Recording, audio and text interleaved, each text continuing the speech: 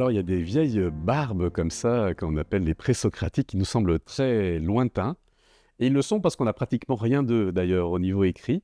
Mais en même temps, toute notre philosophie occidentale s'est écrite à partir de leurs intuitions, à partir de leurs réflexions, à partir de leurs rapports.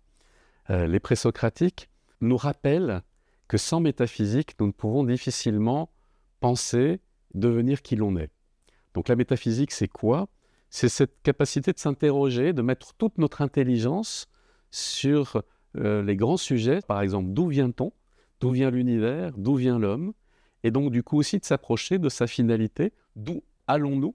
Quand on prend une hypothèse par rapport à d'où l'on vient, on peut véritablement se projeter, donner du sens à nos vies et se diriger vers un futur et le construire.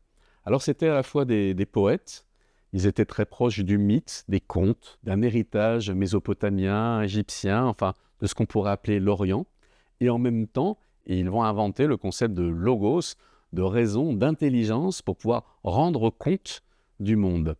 Et donc la physis, la nature, elle a des causes, elle a des effets, on peut l'étudier, on fait partie de la nature, on fait partie du microcosme, on fait partie de cet univers, et donc on peut en rendre compte. On peut l'étudier, on peut faire des liens entre justement des enchaînements de causes et d'effets, et pour pouvoir faire quoi? Mais pour pouvoir comprendre les lois qui sont derrière, pour pouvoir s'approcher d'une vérité, d'une science, mais pas simplement pour le monde extérieur, tel que pourrait peut-être le faire la science aujourd'hui, mais de comprendre que c'est les mêmes lois à l'intérieur de l'homme et à l'extérieur de l'homme.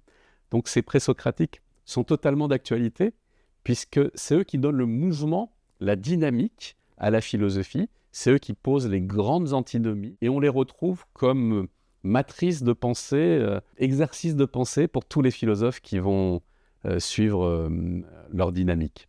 Donc poètes, penseurs, ceux qui vont mettre en place la raison comme un outil principal pour la philosophie, mais sans renier le mythe, sans renier l'imagination, sans relier ce sens et cette nécessité de métaphysique pour donner sens à notre action humaine.